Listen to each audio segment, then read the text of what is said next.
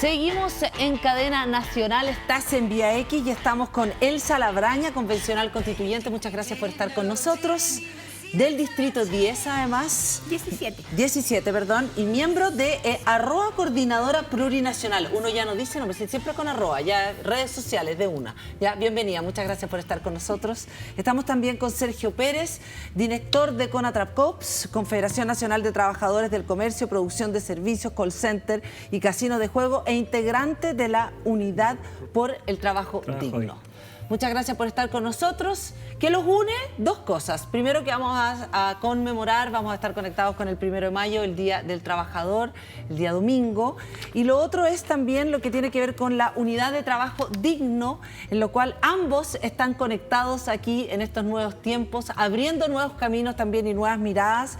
Y eso tiene que ver con que la unidad de trabajo digno lo representan más o menos 10.000 trabajadores, ¿son? 100.000 trabajadores a lo largo de todo el país.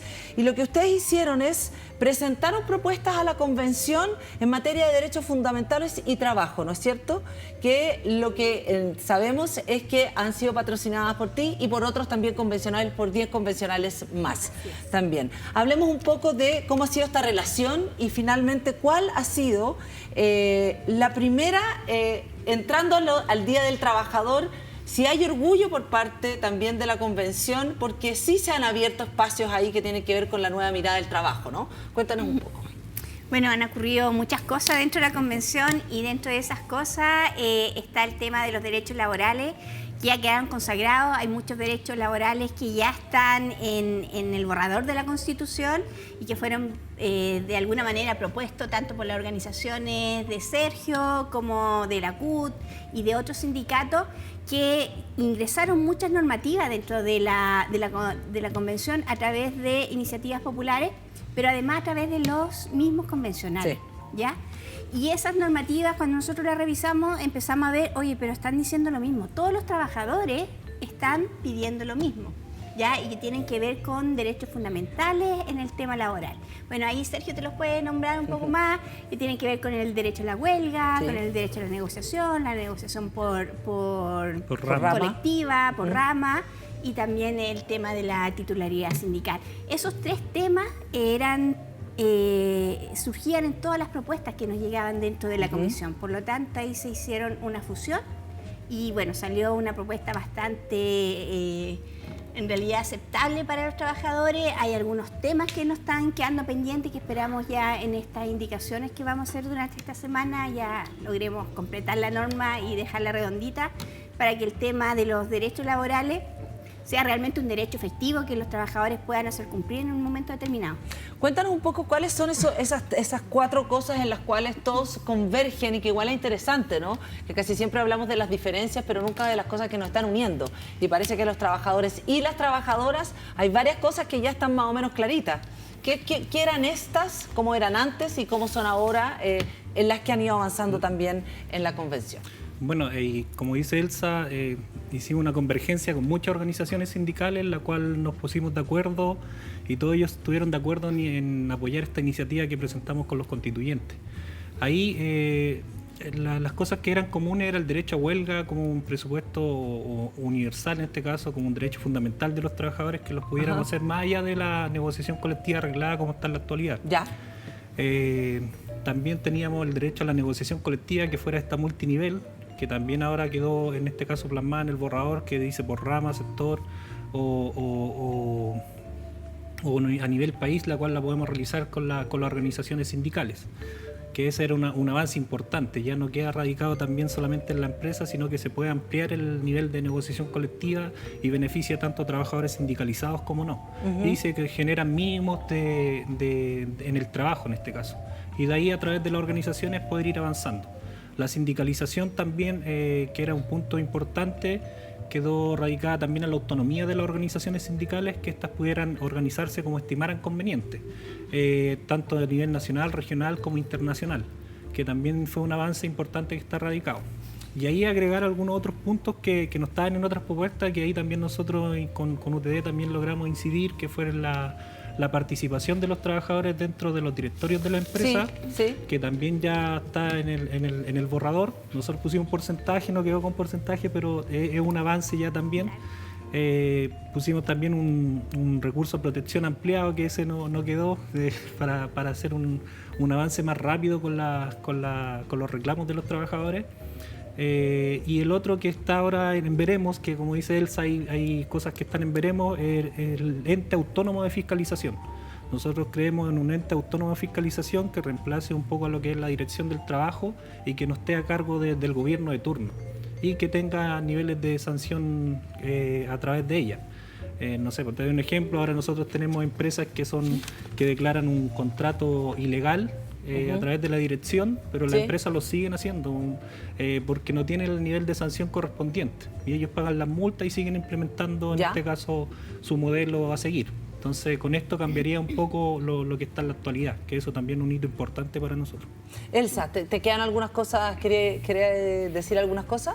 No, en realidad, como que Sergio dijo como bien completo lo que está en la norma y contarle a la gente, en realidad, a los trabajadores, a las trabajadoras, que con las normativas que surgieron ya de la convención, este tema de los grupos paralelos de negociación ya no van a poder existir, que era un gran tema dentro del mundo laboral que minaba la posibilidad real de negociación de todos los trabajadores. A ver, explícanos bien qué se trata de eso. Yo también quiero entender bien el tema de la negociación ramal, que era otra de las conversaciones, y la titularidad sindical, ¿cómo quedó finalmente? ¿A qué te refieres con esas negociaciones paralelas? Mira, en la norma quedó establecido que el único ente dentro del tema laboral que puede hacer la negociación, ya sea sectorial, colectiva, ramal, de todos los tipos, en todos los niveles, es el sindicato, ¿ya? Y que no pueden haber grupos paralelos que negocien en paralelo al sindicato, que es lo que ocurría actualmente. Los grupos negociadores, que al final los grupos negociadores era un par de personas afines a la administración de la empresa que terminaban saboteándote toda la posibilidad de negociación colectiva de los trabajadores. Porque si tú estabas pidiendo 1.000, por ejemplo, iba este grupo negociador por el lado y te lo bajaba a 800 y entonces ya te empezaba a disminuir el margen real de lo que tú podías lograr dentro de una negociación. Eso ahora ya no se puede. Ahora, si bien se pueden armar sindicatos, no hubo límite así para hacer sindicatos, sí, por lo menos quien va a negociar tiene que estar organizado. Ya no es que hay un grupo organizado de trabajadores que llevan tiempo haciendo una lucha para conseguir algún beneficio y que te aparezca otro por el lado saboteándote el tema. Eso ya no va a poder ser de ahora en adelante. Y profundicemos también lo que es ramal, sectorial y territorial, porque eso también es un cambio muy grande en términos de la actual Constitución a lo que será la nueva Constitución. Es muy fundamental. ¿Cuán fundamental es eso? Y además que ha sido pedido durante décadas también eso. Sí, ha sido pedido durante décadas, como usted dice, y aquí es un avance importante en el cual se rompe un poco con los pilares de la Constitución del 80. Exactamente. En el cual logra poder avanzar y unir a los trabajadores, que también es una lucha que vamos a tener que dar interna nosotros, cómo ponernos de acuerdo en avanzar hacia eso, porque también... Pero ¿a qué se refiere puntualmente para que la gente lo entienda, que a lo mejor quizás como la verdad que la esto fragmentación sindical, aquí hay una fragmentación sindical inmensa en nuestro país que está de herencia de la Constitución anterior. Sí. Con esto se logra un poco aunar las organizaciones sindicales, las cuales van a tener que ponerse de acuerdo para hacer una negociación ramal, sectorial, territorial o nacional. Entonces, con estas normas que quedan, obviamente quedan como en la Constitución, pero también las organizaciones tendrán que ponerse de acuerdo. ¿Cuál es la organización más representativa? ¿Cuáles son los que van a negociar en este sector, en el territorio o a nivel nacional? A ver, por ejemplo, yo te voy a dar un ejemplo así como súper más sencillo. Un ejemplo práctico. Ustedes mismos, ya los camarógrafos, por ejemplo, ya que tienen, ahí se emociona el caballero, tienen un sindicato. Sí. Y este sindicato va a negociar mejoras en términos laborales. No sé, que les den uniforme, colación, qué sé yo, dinero para el transporte, lo que sea. Y este sindicato puede negociar, pero lo que logra el sindicato se traspasa a los otros trabajadores. ¿Ya? Sí, de la empresa. De la empresa. O de los camarógrafos de los distintos canales. De los distintos canales. Podría ya, ser, pero no es obligación. Pero podría ser o sí es. Si se ponen de acuerdo ellos, va este sindicato a negociar aquello, pero lo que ellos consigan se extiende a los otros trabajadores, a todos los trabajadores. Okay, esa es la negociación por rama. Perfecto. ¿Ya? Ya. O sea, los beneficios que logre un grupo de trabajadores se traspasa a todos los trabajadores dentro del mismo rubro. Ya, perfecto. Y ahí estamos generando algunas indicaciones que todavía no están. Queremos que eso sea ley en el rubro. ¿Qué significa eso? Que hay trabajadores en este caso externalizados, que también queremos eliminarlo, que no hayan trabajadores externalizados, sino que sean contratados por las empresas. También quedarían con los estándares mínimos igual que los trabajadores que están internos en la empresa. Entonces sería una igualdad de condiciones a todo nivel. Y eso generaría que aumentaría la renta de los trabajadores y estaríamos sumando hacia arriba y no hacia abajo. No estaríamos tanto hablando de mínimos como el sueldo mínimo, que es para todos parejo. Eso es un símil de la negociación ramal. Perfecto, perfecto. Sí, sí, sí. Ahora, en ciertos rubros también, en ciertas cosas que son obvias, que son comunes a todos los trabajadores de la minería, todos los trabajadores del cobre, que todos más o menos tuviéramos igualados en ciertas cosas, ¿no es cierto? Eso claro, es. O sea que lograr... este tema, lograr un poco de justicia, ¿no? Y también Exacto. de dignidad en el trabajo, porque no es justo que un trabajador que cumple la misma función, el mismo horario, el mismo esfuerzo, se le pague de una manera en comparación a otro que cumple la misma función y que está recibiendo mucho más o mucho menos. Ya la idea es como ir equiparando la cancha para todos los trabajadores que desempeñan una misma función. Ahora, otro de los temas también que parece interesante, que era un tema también que lo tenía, incluso lo había hablado quien en aquel entonces era candidato Boric, y que tiene que ver con, que lo nombraste rápidamente, me gustaría que lo habláramos, la participación de los trabajadores en los directorios de las empresas. ¿Cómo quedó incorporado o no? ¿Y de qué manera? Porque eso ha sido bastante resistido también. Quedó tal cual, pero ahí yo igual me voy a ir de lengua, porque lo que se logró es que se aceptara que los trabajadores y las trabajadoras puedan estar en el directorio de la empresa y tener incidencia ahí en las decisiones. Pero voto. Pero no así logramos que tengan beneficios en el tema de la utilidad de la empresa. Ah, perfecto, pero entonces, ¿tienen voz porque y voto? nosotros propusimos ambas cosas, que los trabajadores tuviesen derecho a estar en las decisiones de la empresa, pero también tener derecho a las utilidades de la empresa. Y esa parte todavía está al debe. Pero ahí a lo que tú dices, claro, con la voz y voto eso tiene que definirlo una ley. ¿Cuánto va a ser? Nosotros pusimos un porcentaje en nuestra iniciativa que nos quedó con porcentaje de participación de los trabajadores, pero mientras tanto se desconoce si va a ser con voz y voto. Entonces te quedó solamente que tienen la participación dentro de los directorios de la empresa. Pero ahí si participa un trabajador, igual sirve para hacer ver al directorio las formas de trabajo que tenemos. Por supuesto, y por cómo supuesto, podemos relevante. incidir y levantar temas, pero lo ideal sería voz y votos y más participantes. Nosotros habíamos colocado que fueran trabajadores sindicalizados y no sindicalizados, pero quedó en forma genérica la participación de los trabajadores dentro del directorio. Así que ahora vamos a tener que esperar que salga la ley para ver en realidad cómo se va a implementar Claro, aquello. estos son los grandes principios, digamos. Y esos principios obligan a qué tipo de empresas. ¿A todas las empresas o a todas las empresas que tengan directorio? ¿Da lo mismo la cantidad de ventas? ¿Cómo se define la empresa? No se definió nada. Ya, perfecto. Quedó o sea, solamente el principio es que los trabajadores Sí. tienen que participar. Sí. O sea, por ejemplo, nosotros podríamos tener ahora trabajadores en los directorios de las clínicas privadas, en los directorios de... O sea, en todos Del los... comercio, en todas. salud. Ya. Y la ley podría definir cómo se elige ese trabajador, de qué manera está, por cuánto ¿Cuántos tiempo, van a ser? Si va a etcétera, ser- etcétera. Lo que Ya. sí o sí va a ser, tiene que ser una representación paritaria. Eso quedó establecido en toda la Constitución. ¿Ya? Que la paridad en todo lo que es participación de la ciudadanía y en las instituciones, tanto en las empresas, tiene que ser paritaria. Pero, ¿los directorios quedaron paritarios? No, la No, ¿por qué no? participación de los trabajadores y las trabajadoras.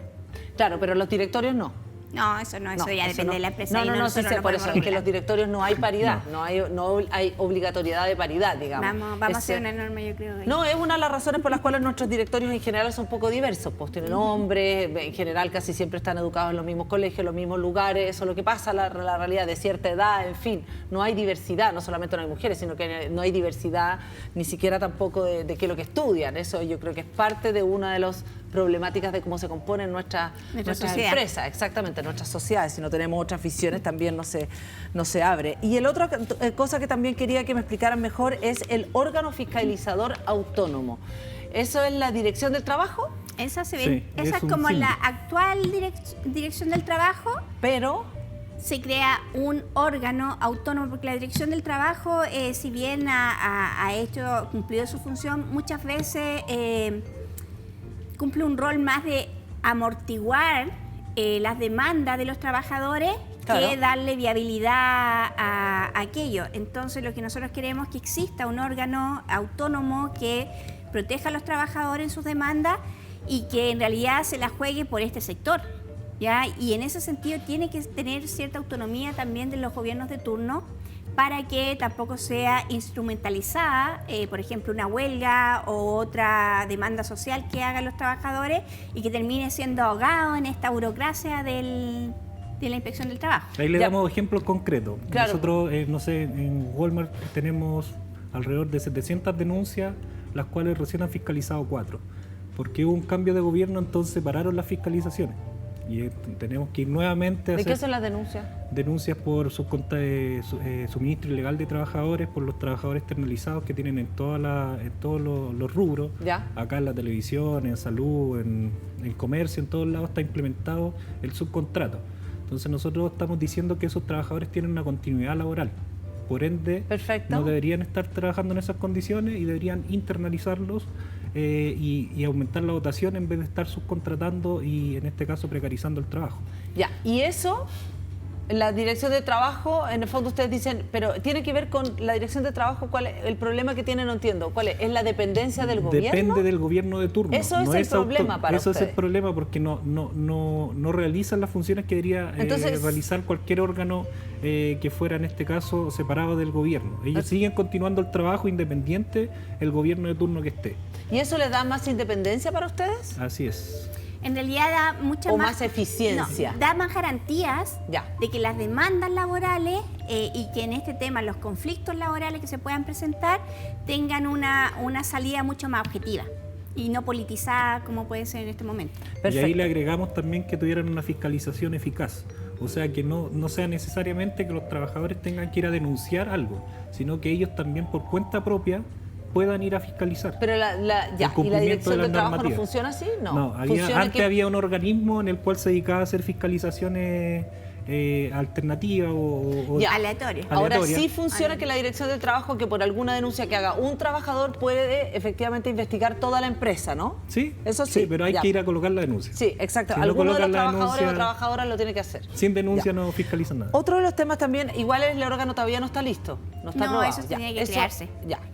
Otro de los temas también es que tiene que ver con el reconocimiento del trabajo doméstico, de cuidados y trabajo.